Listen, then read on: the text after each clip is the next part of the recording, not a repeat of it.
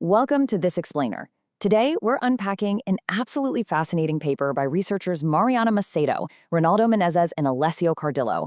By digging into massive data sets from the US Census and OpenStreetMap, they've actually uncovered how our personal lives fundamentally reshape our day-to-day experience of the cities we live in.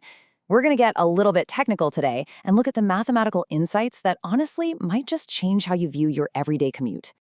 So think about this for a second. Does a city look different if you have kids? I mean, we all know that major life events, right, like getting married or having children, they totally alter our routines. You might suddenly care a whole lot more about school districts or exactly how close the nearest playground is. But what this study asks is actually much deeper. Can we mathematically prove that these life transitions create entirely distinct, measurable urban experiences? Like, do parents literally navigate a completely different version of the city than single people do? Okay, let's dive right into how we're going to tackle this. First, we'll look at the average citizen myth. Second, the math behind urban mobility. Third, testing the null hypotheses. Fourth, winners and losers. And finally, number 5, rethinking urban planning. Starting off with Section 1, the average citizen myth, which really highlights the foundational problem with how we've built our cities up until now. The authors put it perfectly right in the paper. They say, modeling urban mobility by averaging the behavior of a generic citizen encourages oversimplification. And it's so true. For decades, early mobility models just treated travelers as these homogeneous, indistinguishable entities. But cities are inherently cosmopolitan. They're diverse. Relying on a one-size-fits-all model completely ignores the specific, real-world constraints faced by different groups. Think about a parent who literally has to drop off a child at daycare before they can even start heading to the office. The average model just doesn't capture that. And here is why getting this right is so absolutely crucial. Over 82% of the US population lives in urban areas right now. That is a massive amount of people facing really unique mobility challenges, like navigating congested roads and complex multimodal transit systems. So, accurate, high-resolution modeling, it isn't just some academic exercise. It is vital for reaching United Nations Sustainable Development Goals. We're talking about reducing carbon emissions and promoting inclusive, equitable urbanization for everyone, not just for some imaginary average person. All right, moving to Section 2, the math behind urban mobility. Let's look under the hood. To see how we actually calculate the difference in how two people experience the same city, the researchers defined 3 crucial variables using spatial information theory. Let's look at the first one, H, or spatial diversity. Using concepts of Shannon entropy, this measures on a scale from 0 to 1 the static spatial evenness of amenities, so things like health clinics, schools, and parks across different zones of a city. If H equals 0, it means all the coffee shops and schools are entirely concentrated in one single zone. If H equals 1, they're spread equally everywhere. Basically, it's just a static snapshot of the city's layout. Now, our second variable is M, or mobility diversity. While H is static, M is dynamic. It measures how evenly travelers actually access those amenities across destination zones based on their daily commuting patterns. So imagine you live in a zone with really low spatial diversity. If your commute takes you right through vibrant, amenity-rich areas anyway, your mobility diversity score, your M, would actually be higher. And finally, there's C, the mobility cost. This one is pretty straightforward. It's simply the ratio between the time needed to reach a destination and the maximum travel time observed in that city. Think of C as the penalty we pay in time. A higher cost means you are spending a much larger fraction of your day just getting from point A to point B.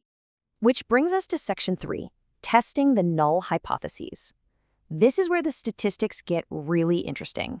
So the crucial point is that if we see differences in mobility costs between parents and non-parents, how do we know it isn't just a coincidence? Well, the authors ran a rigorous statistical gauntlet of 5 null models to prove it. In null model 1, they kept all the travels exactly the same, but randomly shuffled the household arrangement labels, meaning they randomly swapped who was a parent and who wasn't. In models 2 and 3, they extracted travel times and distances from a fitted, truncated power law distribution to see if basic travel geometry could explain the differences. Model 4 randomized travel speeds, and Model 5 completely shuffled the spatial destination zones to break the link between where people live and where the amenities are. Just take a look at the p-values in the far right column here. For almost all these null models, they came back well below 0.05 across the majority of metropolitan areas. For the stats nerds out there, you know what that means. It is highly unlikely that the observed differences are just random noise or the result of underlying socioeconomic sorting. The differences in mobility cost are undeniably, mathematically tied to the specific life events of parenthood and marriage. Okay, Section 4, winners and losers. Let's look at the real-world map. And this brilliantly illustrates exactly what we're talking about. When you map all this census and OpenStreetMap data across 17 distinct U.S. metropolitan areas, a very clear picture emerges. These scatter plots show the differences in mobility cost, that's delta C on the vertical axis, and mobility diversity, delta M on the horizontal axis. We are comparing parents versus non-parents, and married versus non-married. If you look closely at the quadrants, in 10 out of the 17 urban areas, the empirical differences are positive. That indicates a general tendency toward higher mobility cost for non-parents. But actually, it is highly dependent on the specific city. Check this out. The data classifies cities completely differently based on who they work best for. On one hand, places like Houston and Virginia Beach are mathematically better suited for single individuals and non-parents. They just face fewer mobility costs there. But on the flip side, in places like Chicago and Cincinnati, the environment heavily favors parents and married couples. In those specific cities, parents tend to work closer to a much broader range of essential amenities, which minimizes their travel penalty compared to single people. So why are these groups behaving so differently? Well, let's talk numbers. The United States Department of Agriculture estimates the average cost of raising a child to 18 in the U.S. is a staggering $233,610. That immense financial burden, combined with intense caregiving demands, heavily dictates spatial trade-offs. Parents simply have a highly localized need for specific amenities, like schools and healthcare. They'll consciously prioritize living near essential services, even if it forces a longer commute to work or restricts their neighborhood options entirely. Finally, Section 5, rethinking urban planning. What do we do with this? How exactly should we turn this massive data revelation into real-world action? The main takeaway is that the era of homogeneous urban planning is officially over. Planners absolutely have to move away from average citizen models. Because we now have access to this high-resolution, privacy-preserving data, we can design tailored interventions that address totally diverse demographic needs. For example, knowing that non-parents and singles tend to cluster around specific leisure amenities while parents prioritize health and education allows for targeted public transit improvements. That's how you make a city genuinely child-friendly and equitable for everyone.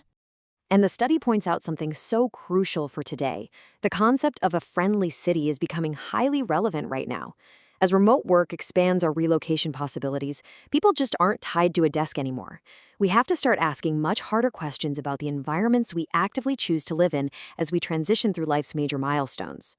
There is so much more rigorous math and demographic nuance to explore here, and I highly encourage you to go read the full academic paper, The Parenthood Effect in Urban Mobility, to dig into the methodology and see where your city actually ranks. Thanks for joining me on this explainer. As you move through life's milestones, I want to leave you with this final thought. Moving forward, will your city adapt to your changing life, or will you be forced to adapt to a city that simply wasn't built for you?